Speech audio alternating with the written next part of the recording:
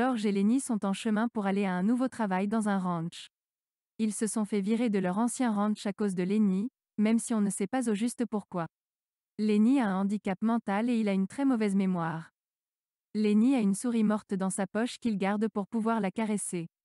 C'est apparemment une manie de Lenny de caresser des souris vivantes puis de les tuer, car il ne maîtrise pas sa force. George dit qu'il regrette de devoir se trimballer Lenny partout avec lui, car sa vie serait plus facile s'il était tout seul. Lenny a apparemment eu une histoire avec une fille. Lenny a voulu toucher la robe de la jeune fille, car il aime toucher tout ce qui est doux. La fille a pris cela pour une agression et les deux hommes ont dû s'enfuir du ranch. George remarque qu'ils sont plus chanceux que d'autres travailleurs de ranch, car ils ne sont pas seuls, mais deux, ils peuvent ainsi veiller l'un sur l'autre. Ils ont l'objectif de réunir assez d'argent pour s'acheter une petite ferme afin d'élever des animaux et surtout des lapins que semble aimer Lenny. S'il s'attire encore des ennuis, George dit à son ami de revenir à ce même endroit et de s'y cacher. Ils vont au ranch le lendemain.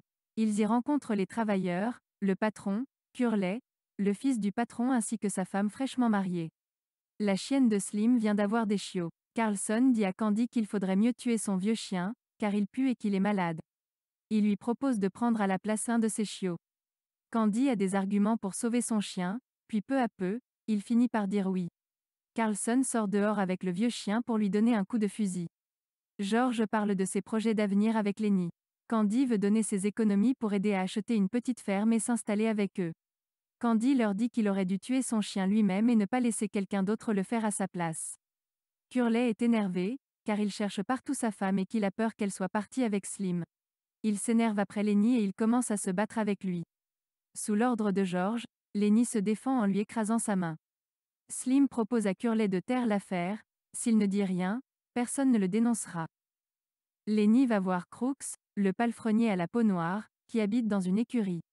Crooks lui parle de ses souvenirs d'enfance. Il dit qu'il se sent seul, rejeté par les autres. Il dit à Lenny qu'il a de la chance d'avoir George avec lui et il lui fait voir quelle vie misérable il aurait sans son ami. Crooks émet des doutes sur ses rêves de posséder de la terre et des lapins. Candy vient se joindre à eux. La femme vient rejoindre les trois hommes. Elle se plaint de sa vie avec son mari qui l'ennuie, car il ne pense qu'à se battre avec les autres. Elle aurait rêvé d'une autre vie. Le dimanche, Lenny est à l'étable. Il a tué son chiot en voulant jouer avec lui. La femme arrive et lui parle. Elle lui parle de ses rêves de star de cinéma et d'actrice de théâtre. Lenny lui dit qu'il aime toucher les choses douces. La femme lui fait toucher ses cheveux, mais Lenny les touche trop fort.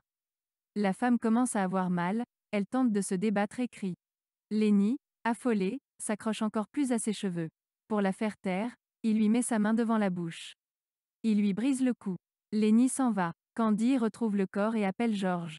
Quand les autres découvrent le corps, ils veulent tuer Lenny avec leur fusil. George décide de ne pas les laisser faire du mal à Lenny. Lenny est allé là où George lui a dit d'aller en cas de pépin. George le retrouve là-bas. Il rassure Lenny et lui confirme ses rêves. Une fois qu'il a le dos tourné, George lui donne un coup de fusil. L'histoire se passe rapidement, en 3 jours, du jeudi soir où Lenny et George dorment dans le bois au dimanche qui est le jour du jeu des fers à cheval. L'histoire se déroule dans 4 lieux, l'endroit vers le lac au début et à la fin du roman, le baraquement des hommes, la maison, l'écurie. George est plus petit que son ami Lenny, mais il est le plus intelligent. C'est le cerveau de ce tandem. Lenny, quant à lui, est plutôt le corps de ce tandem. George est un être qui parfois comprend Lenny, qui donne de bons conseils à son ami, mais qui peut se mettre en colère, et qui peut faire des reproches à son ami. George crée des rêves à la mesure de son ami afin que celui-ci se sente bien. À la fin, il les croira lui-même. Il commence à penser à la ferme qu'il veut acheter, à l'argent qu'il faudra avancer et aux détails techniques. À la fin du roman, après le meurtre de Lenny, George remarquera que tout s'est envolé, qu'il s'est trompé lui-même. Tous les personnages du roman sont malheureux. George voudrait une vie sans les problèmes causés par Lenny. La femme de Curley s'ennuie à la ferme et elle voudrait une vie de star. Curley est un homme fort physiquement, mais il se fait tout de même dominer par pas mal de monde. Candy voit son chien mourir. Crooks se sent seul, car il est mis à l'écart des autres. Finalement, le seul personnage heureux du roman est Lenny, il ne vit que de rêves. Rien que leurs évocations par George le rendent heureux. La réalisation des aspirations des personnages est pourtant facile, il suffirait à George de partir et de laisser tomber Lenny. Il suffirait à la femme de laisser tomber son mari. Il suffisait à Candy d'avoir dit non pour que son chien ne soit pas mort. Il suffirait à Crooks de partir de cette ferme et de rejoindre les siens. Ce sont des choses faciles, mais aucun d'eux ne le fait. Déjà, comme on vient de le voir, les personnages sont malheureux, car ils ne font rien pour réaliser leurs rêves, mais ils sont également malheureux, car ils sont seuls bien qu'accompagnés, ils ne sont pas capables de tisser des liens entre eux. Les personnages sont toujours tout seuls, malgré le fait qu'ils soient ensemble. La femme s'ennuie avec son homme. Elle va donc voir les autres hommes, mais ils ne veulent pas d'elle de peur de s'attirer des histoires. George et Lenny étaient loin de tout ça. Ils étaient ensemble. Ils veillaient l'un sur l'autre, ils n'étaient jamais seuls. En tuant son ami, George se retrouve tout seul. On imagine pour George un avenir pareil que pour les autres. On ne le dit pas dans le livre, mais il est à parier qu'il sentira rapidement les effets néfastes de la solitude, car il vient de perdre son unique ami. Le geste de George peut être vu comme un acte négatif, car ce qui le différenciait des autres n'existe plus, il sera seul. Cependant, cet acte peut être vu aussi comme un acte héroïque. Quand Candy se fait tuer son chien, il regrette de ne pas l'avoir fait lui-même. Ici, George a tué lui-même son ami, il n'a pas laissé des étrangers faire le travail à sa place. Lenny, comme tout personnage de ce roman, est difficilement classable dans la case du bien ou dans la case du mal. Il possède des points négatifs, qui peuvent également être vus comme des points positifs. Lenny est mentalement inférieur, mais il est capable de voir certaines choses que les autres ne voient pas toujours, il est capable de voir le bonheur d'être avec George. Il sait que cette ferme lui apportera du malheur. Lenny ne protège jamais les gens qu'il aime. Il ne protège pas George, il ne protège pas le chiot, ni les souris qu'il tue, mais Lenny est un être innocent dans le sens où il ne se rend pas compte de ce qui est mal ou bien. Lenny ne veut que sa satisfaction immédiate, toucher les choses douces, même s'il tue les souris, même s'il tue le chiot. Même si on lui dit qu'il ne doit pas trop séparer le chiot de sa mère, il ne peut pas écouter. Mais il aime les choses simples comme être avec George ou toucher des choses douces comme le pelage des animaux ou des bouts de tissu. Les hommes désirent un lieu d'où on ne pourrait pas les virer, d'où l'achat de la ferme. Des liens entre eux, avoir des amis, bien plus que d'avoir des femmes. Se forger un avenir par exemple en économisant. Être maître de leur destin, ne pas devoir obéir à quelqu'un d'autre, travailler pour eux-mêmes, voir les résultats de leur travail, ne pas se faire exploiter, travailler avec des heures convenables. L'importance des rêves traverse ce roman, George les rappelle souvent à Lenny. Lenny demande souvent à George de les lui rappeler, car sorti de la bouche de son ami, ces histoires le font encore plus rêver. Cette histoire a déjà été racontée par George plusieurs fois, si bien que la formulation de leurs rêves devient un rituel. Cela donne un sens à leur présent, accumuler assez d'argent et être ensemble pour accomplir leurs rêves, mais aussi un sens à leur futur, le bonheur d'accomplir leurs rêves.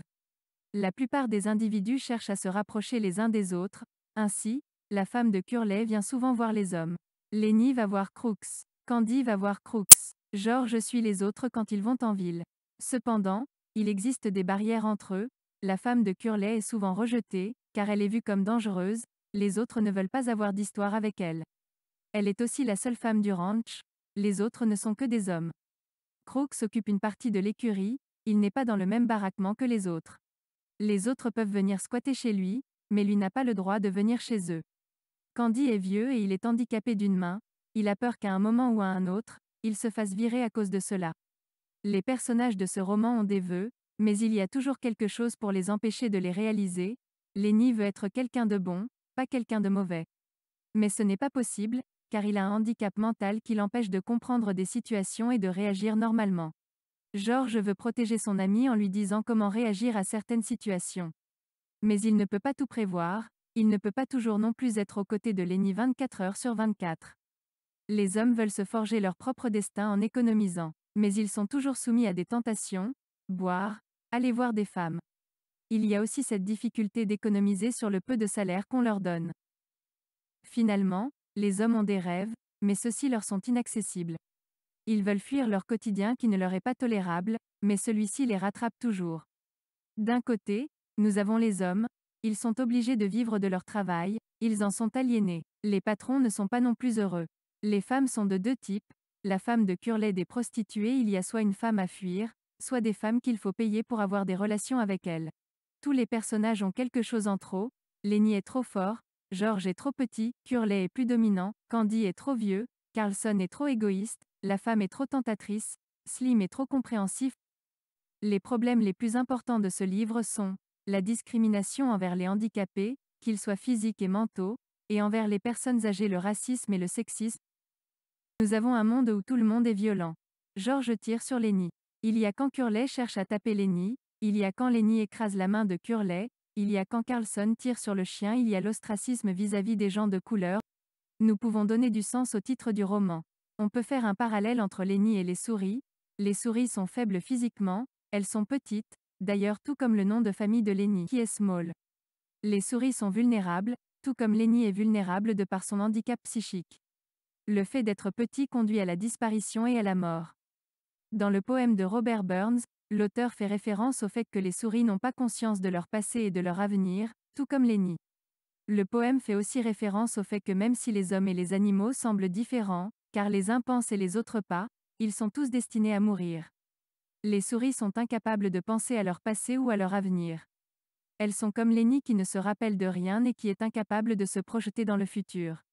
Lenny serait une souris et George un homme. Lenny ne souffre pas, car il ne se souvient de rien. George, au contraire, se souvient et a des espérances qui peuvent le faire souffrir. Lenny est toujours attiré par les choses douces, mais il finit par tuer les souris. C'est la victoire des forts sur les faibles. Les souris peuvent faire référence aux femmes. Dans le roman, elles sont mal considérées et rabaissées au rang d'animaux, car on ne leur accorde pas de pensée. Lenny tue des animaux comme les souris ou le chiot et il tuera de la même manière la femme en ne voulant pas lui faire de mal, en voulant seulement toucher ce qui est doux. 7. Les projets pour lier deux mondes différents tels qu'ils soient existent, mais ils sont tous voués à l'échec. Cette non-réalisation rend les gens malheureux. Il existe deux mondes, celui des hommes et celui des animaux, mais finalement, ces deux mondes ne sont pas si loin que cela. Ils connaissent tous deux le malheur. Lenny a tué les souris sans le vouloir, George tuera son ami, sans le vouloir également. Il y a nullement des intentions criminelles dans leurs desseins.